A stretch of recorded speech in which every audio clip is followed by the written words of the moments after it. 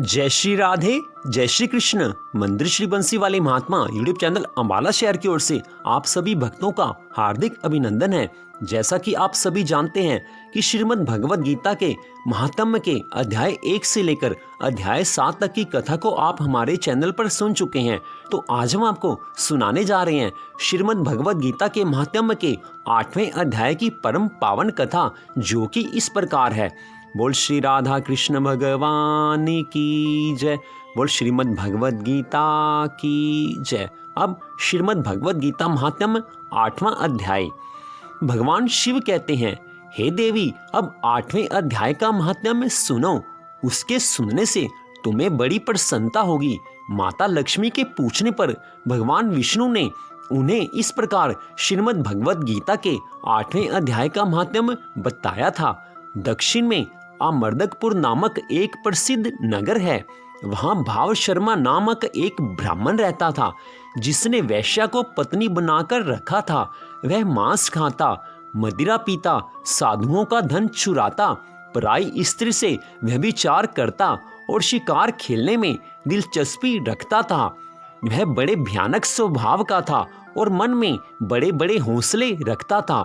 एक दिन मदिरा पीने वालों का समाज जुटा था। उसमें भाव शर्मा ने भर पेट ताड़ी पी, खूब गले तक उसे चढ़ाया।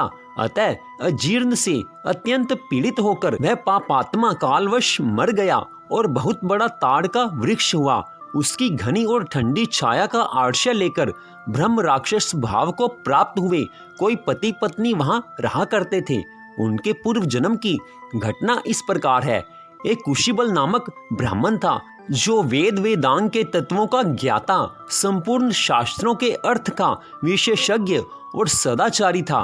उसकी स्त्री का नाम कुमति था। वह बड़े खोटे विचार की थी। वह ब्राह्मण विद्वान होने पर भी अत्यंत लोभवश अपनी स्त्री के साथ प्रतिदिन भैंस, कालपुरुष और घोड़े आदि बड़े दानों को ग्रहण किया करता था, परंतु दूसरे ब्राह्मणों को दान में मिली हुई कौड़ी भी नहीं देता था। वे ही दोनों पति पत्नी कालवश मृत्यु को प्राप्त होकर ब्रह्म राक्षस हुए।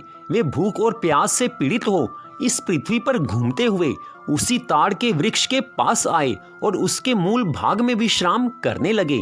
इसके बाद पत्नी ने पति से पूछा, हे नाथ, हम लोगों का यह महान दुख कैसे दूर होगा तथा इस ब्रह्म राक्षस योनि से किस प्रकार हम दोनों की मुक्ति होगी?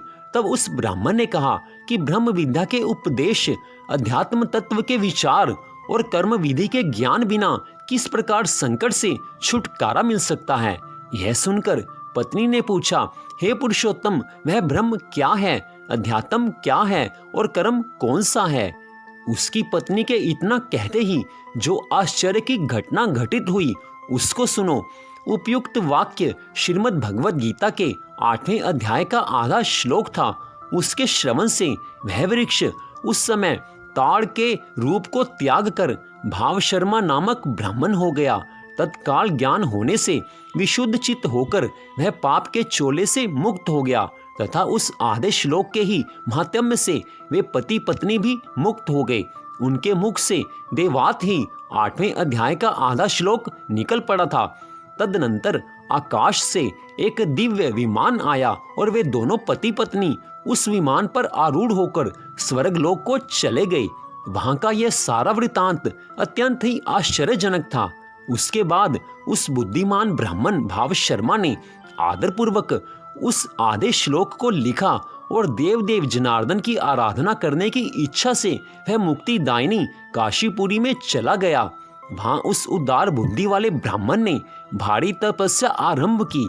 उसी समय क्षीर सागर की कन्या भगवती लक्ष्मी ने हाथ जोड़कर देवताओं के भी देवता जगतपति जनार्दन से पूछा, हे नाथ, आप सहसा ही नींद त्याग कर खड़े क्यों हो गए? श्री भगवान बोले, हे देवी, काशीपुरी में भागीरथी के तट पर बुद्धिमान ब्राह्मण भाव शर्मा मेरे भक्ति रस से परिपूर्ण होकर अत्यंत कठोर तपस्या कर रहा है। वह अपनी इंद्रियों को वश में करके श्रीमद् भगवत गीता के 8वें अध्याय के आधे श्लोक का जप करता है। मैं उसकी तपस्या से बहुत ही संतुष्ट हूँ। बहुत देर से उसकी तपस्या के अनुरूप फल का विचार कर रहा था। हे प्रिय, इस समय वह फल देने को मैं उत्कंठित हूँ। पार्वती जी ने पूछा कि हे भगवान, श्री हरि सदा प्रसन्न होने पर भी जिसके लिए चिंतित हो उठे थे, उस भगवत भक्त भाव शर्मा ने कौन सा फल प्राप्त किया? श्री महादेव जी कहने लगे, हे पार्वती, द्विज श्रेष्ठ भाव शर्मा प्रसन्न हुए भगवान विष्णु के प्रसाद को पाकर आत्यांतिक सुख मोक्ष को प्राप्त हुआ तथा उसके अन्य वंशज भी जो नरक यातना में पड़े थे, उसी के शुभ कर्म से भगवत धाम को प्राप्त हुए। हे पार्वती, यह श्रीमद् भगवत गीता के 8वें अध्याय का महात्म्य में थोड़े में ही तुम्हें बताया है। इस पर सदा विचार करते रहना चाहिए। तो इस प्रकार श्रीमद् भगवत गीता के 8वें अध्याय के महात्म्य की परम पावन कथा का यहीं पर विश्राम होता है। मंदिर श्री बंसी वाले महात्मा यूट्यूब चैनल अंबाला शहर की ओर से आप इस कथा को सुन रहे थे। आप सबका हार्दिक धन्यवाद। भगवान श्री राधा कृष्ण जी की, भगवान श्री गौरी शंकर जी की कृपा सदा आप सब पर बनी रहे, इसी मंगल कामना के साथ जय श्री राधा रानी जी की, जय श्री कृष्ण भगवान जी की।